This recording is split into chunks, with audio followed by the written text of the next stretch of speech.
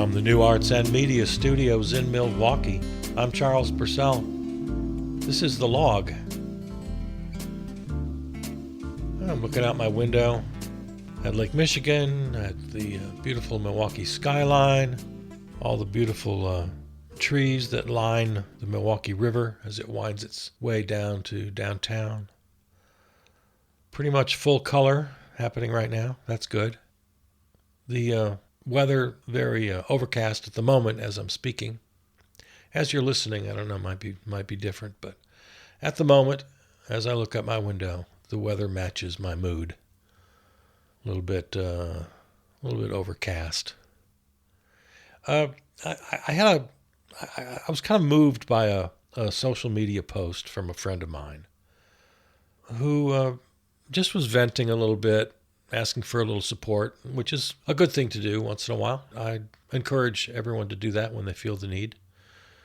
She was just reaching out to her friends, being honest about feeling bad about the state of the world and the callousness and the cruelty of the regime and how it's really affecting people's lives. People are sick. People are hungry. The regime seems to be going out of its way to be cruel. You know, I often remind you, and I've done it more often lately, we over here on the left, I guess you'd call us, are always months or sometimes years ahead of the game. We are shouting the warnings about how bad it really is, how bad the plans are, how bad it could get. And then weeks, months, years, sometimes decades later, everyone else finally comes around to it. So I'm asking once again, with absolutely no humility, I'm done with that. Please, for the love of God, listen. Listen to us. Listen to our side. Now, having said that, and I guess the reason I brought it up, even I've been surprised at just how cruel and chaotic this regime has become. And so in some effort to try to give some words of solace to my friend, I don't know what to say either. Even those of us who have been shouting the warnings, even we're surprised. I forget who first coined the phrase, "the cruelty is the point." It was the name of a book or an article or something, I forget. But just speaking for myself for the moment, this has even surprised me. The level to which the chaos and the cruelty seem to be intentional. Like, they're so sociopathic. They're so sadomasochistic. I never predicted this. So I don't know how to respond.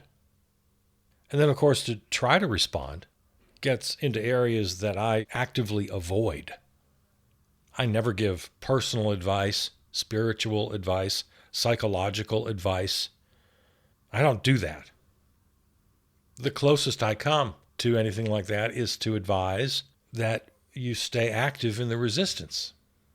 I think that is maybe the best solution for keeping your head above water, knowing that you're at least trying to do something about it, that you're on the right side of history and that you're making the fight. You're part of the fight. That's the best I can do. That and something I mention often, just look at the numbers.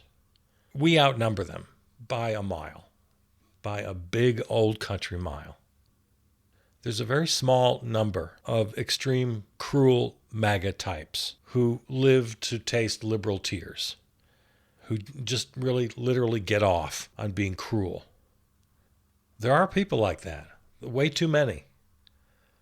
But we outnumber them 100 to 1, 1,000 to 1.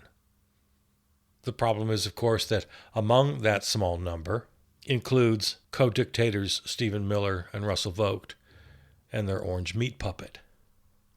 And then they've gathered together like-minded trolls like Kristi Noem and Pete Hegseth and Gregory Bavino and Kash Patel. So, yeah, though their numbers are small, they hold high office right now. And they can do a hell of a lot of damage. but please remember we outnumber them. Okay? We do. Which brings me to a reminder. Mass blackout scheduled for November 25th through December 2nd. Of course, that's Black Friday weekend. Blackoutthesystem.com for information and inspiration. Reading from their front page, it's not left versus right, it's up versus down. Their strength is our spending. Not this Black Friday and Cyber Monday. No spending, no streaming, no restaurants, no travel, no work. Stay home, no backing out. If you must spend, use cash at small businesses. And of course, we have to spend something. We have to eat. But whatever you can do, I encourage you to make this permanent. Start today. I encourage you to do it loudly. Make sure the people you're boycotting know why you're doing it. All right, some stories that have caught my eye. Cornell University. I thought this was over. I thought we were done with this garbage, but apparently not. They have agreed to pay $60 million in extortion to the regime in order to pay ransom for the $250 million in federal funding that was being withheld. This is the fifth major university to bow to the demands of the regime. So they're allowing Miller and Vogt to dictate what and how they teach, which student applicants they can accept, who they hire. Yeah. Many other universities have been threatened, but they've rejected this sort of extortion, this protection money that the criminal regime is offering. So there again, good news is we outnumber them. Bad news is there's still too many bad actors and too many of those who give in out of fear. So, thumbs down, Cornell. What are you doing? Everybody else, stay strong. Elon Musk is going to be the world's first trillionaire. Looks like Tesla's board is ready to give the okay on his demands. Shareholders approved the $1 trillion compensation plan, which could yield the largest corporate payout in history if Musk meets a series of tough-looking goals. So it's not quite in the bank yet. But the fact that they're even giving him the opportunity, the fact they're even discussing it, when we're fighting over a couple of $1 billion for SNAP benefits that will prevent children from going hungry. $1 trillion. Somebody did the math. It comes out to $114,155,251 per hour. Every hour, 24 hours a day, for a year. $114 million an hour. This is just madness, the system we live under right now. Pure madness. When they're bickering over pennies for basic human rights, housing, food, education, health care. When the majority of Americans are living paycheck to paycheck. The majority of Americans have to make choices every month on which bills to pay and which ones to put off or where to skimp. Yeah, we can't take that car trip to Grandma and Grandpa. Haven't got the gas money. Yeah, we can't afford to use the heat this winter. Keep it down. Extra sweaters and blankets, everybody. Ramen noodles will have to suffice for dinner a couple nights a week. While one single individual is making $114 million every hour of every day. It's utter madness. Lots of stories as we look around the country. Cities and towns dealing with detention camps. Citizens packing town council meetings about the building of new facilities, about the transformation of public buildings, of prisons, turning them into detention camps. stories every day about the horrible conditions. Innocent people swept up in ice raids, sleeping on cement floors, piled up on top of one another, capacities at 10 times the rate the facilities were designed for, lack of health care, lack of food, lack of basic hygiene. The private prison industry is booming. And the biggest story at the top of every hour of corporate media is about travel delays. People having their flights canceled.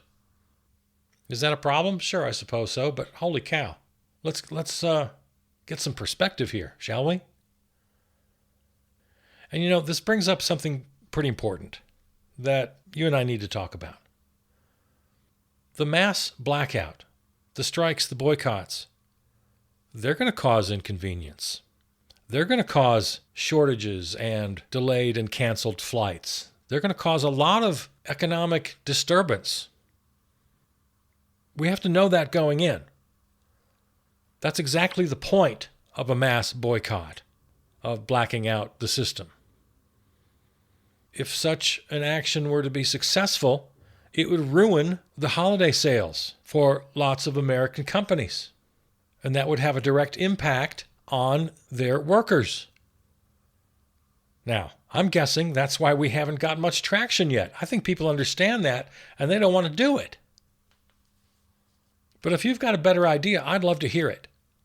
What action can we take that would influence the power brokers to cave and give in to our demands? Simple demands. Recognize food, housing, health care as human rights and guarantee them to every single American. Impeach and remove the entire regime. Yeah, we have demands. How do you suggest we force a resolution without shutting down the country? I don't want to do it either, but give me a better solution. Elect a couple of centrist governors in New Jersey and Virginia, and then jump up and down and cheer? What? Huh? What? How's that going to make any difference? Getting back to my friend, no, there's no one single person who's going to come and save the world. But each of us acting individually in concert with one another can bring the powerful to their knees. We can take the power from them. There's a very strange story that's come to light recently. Apparently, a number of cabinet members of the regime are living on military bases. The official reason they're giving, they say it's due to security concerns amid increased political violence, domestic harassment, and foreign threats. Okay, I guess that could be. There has been a heightened awareness, the Charlie Kirk thing, the 2 attempts on the orange meat puppet. But Secretary of State Marco Rubio, Secretary of Defense Pete Hegseth, and Secretary of Homeland Security Kristi Noem, among others, are all living on military bases right now. According to the reports I've been able to read, this trend is, like many things about this regime, unprecedented. At least 7 senior officials have moved into housing that traditionally was reserved for high-ranking military officers. I find this really weird. I'm the last one to jump in on conspiracy theories, but, what do they know that we don't know? Why do they feel the need to protect themselves from the American people? Yeah, the increased political violence, I don't know. I'm not buying it. I think they absolutely understand how horrible their policies are. I think they understand that they are creating an atmosphere where the American people are just going to revolt. I think they're probably telling the truth. I think they are afraid of violence. I think they also understand that they're doing everything possible to provoke violence. They want it. They want to invoke the Insurrection Act. They want to cancel the 2026 midterms. The fact that they're all living in bunkers, I think, tells us what we need to know. Yeah. I'm highly, highly suspicious. And it's just more reason. It's just more evidence that they want the chaos. They want the violence. It's their excuse to crack down. It's their excuse to exercise more and more autocratic authority. This is the regime. This is what we're dealing with.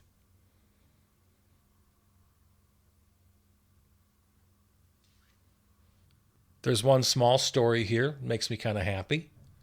The Washington National Opera is considering moving out of the Kennedy Center entirely because of the orange regime takeover. Ticket sales have plummeted since the takeover. Artists are boycotting. They're taking their talents elsewhere. And now the National Opera, which has held residency in the Kennedy Center since 1971 when the center opened, is going to join other artists saying, nope, not until the regime is gone. We'll come back when the regime is gone, not before. I love it. It's significant. It's not trivial. It's a great move. Each of us needs to do what we can do. So hats off to the National Opera. Good for them.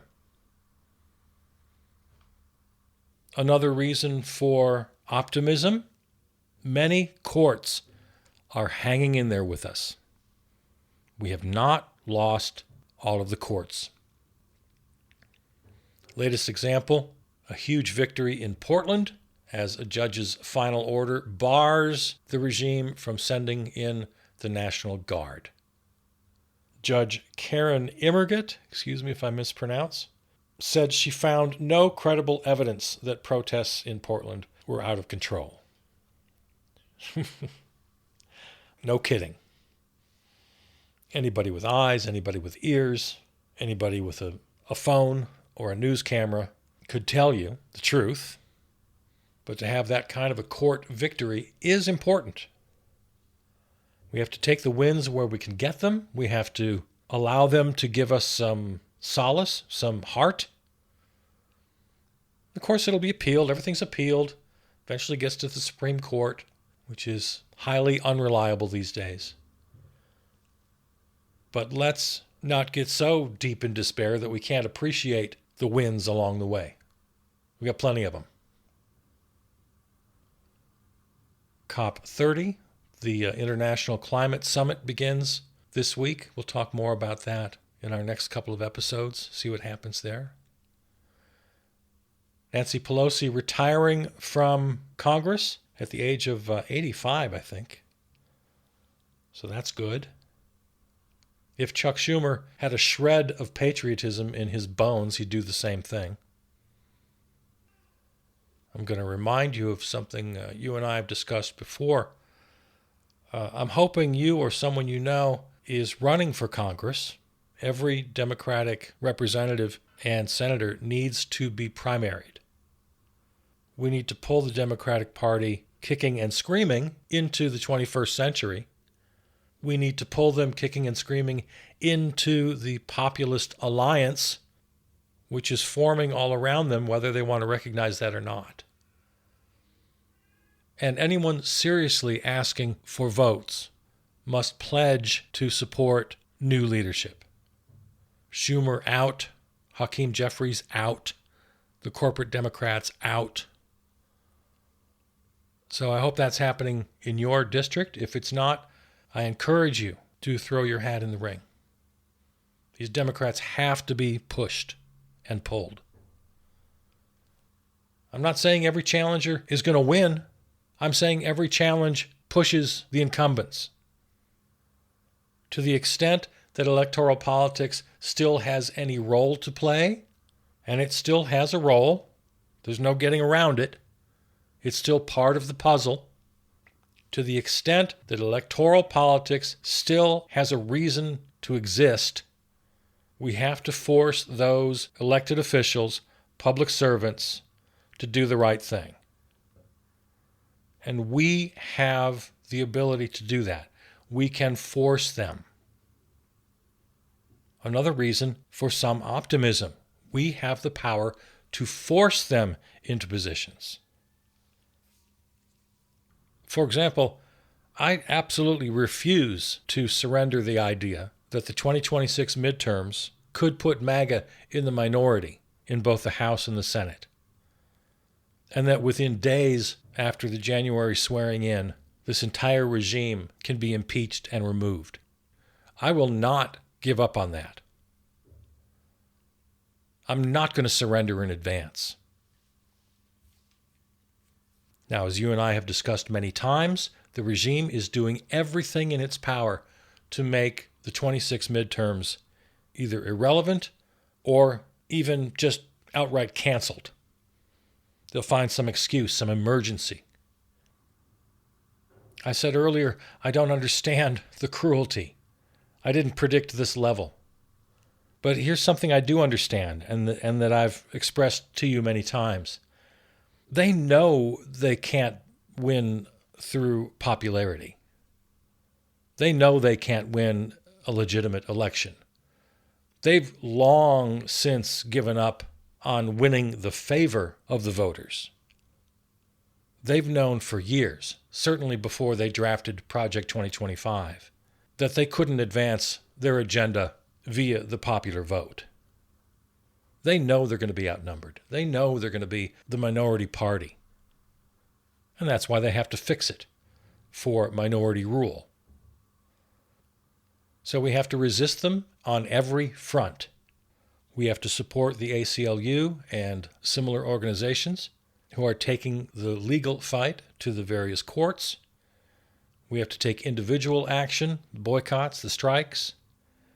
We have to pressure public servants who hold office to do the right thing. To the extent we have any power in our own institutions, whether you're part of a company, a university, any kind of a nonprofit, an arts organization, business organization, whatever you're aligned with, you have to use your full voice to resist, to discourage, to prohibit capitulation, giving in to the demands of the regime, like Cornell University just did this week. We have to be active in our neighborhoods in resisting the ICE raids as they become more and more cruel and more sophisticated. Of course, they got the billions of dollars from the very big, very bad bill. I forget the exact numbers. The Miller-Vogt regime Gestapo is now, I think, the third largest army in the world by funding. The U.S. military is number one. Chinese military is number two. The Miller-Vogt Gestapo is number three in the world. Heavily funded militaries. And it's not only masked thugs on the street in unmarked vehicles, it's an entire wide infrastructure of high-tech surveillance. They're contracting with the tech bros for AI-driven software. They're infiltrating social media, facial recognition. So we all have jobs in the fight. Choose the activity to which you are best suited and give it as much time as you can.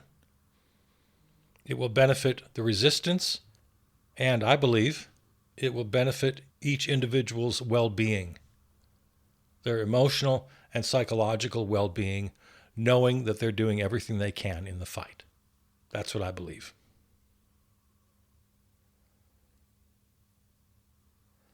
One more quick note, if we have a little time here. A little bit off subject. I want to encourage you to ignore much of the media that's being tossed into your feed. Everybody's feed is different, of course. We know how that works. Algorithms are tailored. But I know a lot of people are getting stories about the talkers. What brings this to mind is the big 2-hour interview that Tucker Carlson granted to Nick Fuentes, the self-proclaimed misogynist, white nationalist, racist, Nazi. That's the highest profile story recently, but there have been so many others, especially with the shooting of Charlie Kirk. It's podcasters and influencers talking to each other and about each other and who's feuding with who, and are the anchors on the Young Turks now getting friendly with Marjorie Taylor Greene, and is Josh Shapiro suddenly having feuds with the more traditional MAGA, or is it the other way around? I get mixed up. It's the guys on the Midas Touch network commenting on the guys from Pod Save America, and it's really become a big part of the media ecosystem, I've noticed. And it can be very entertaining. It can be very high school, gossipy, Real Housewives kind of intrigue. Who's with who and who's against who and who's got the upper hand. And there's a lot of that out there. I guess what I'm asking you to do is just be aware of it. And when you see those headlines and those stories, please don't get sucked into those. It's counterproductive to the resistance. I don't like the word distraction. I think it's overused, but in this case, it's appropriate. It's a distraction. It takes us away from what's important. In the end, when this is all said and done, 99% of these stories are going to be completely irrelevant to the outcome of this historic fight. Now, sure, the talking heads do have influence. And over the years, going all the way back to Father Coughlin, to Rush Limbaugh, certainly Charlie Kirk, others who have had influence. So I'm not saying it's entirely irrelevant, but only time will tell which voices made the difference. I think that's a job for the historians 10 and 20 and 50 and 100 years from now to look back.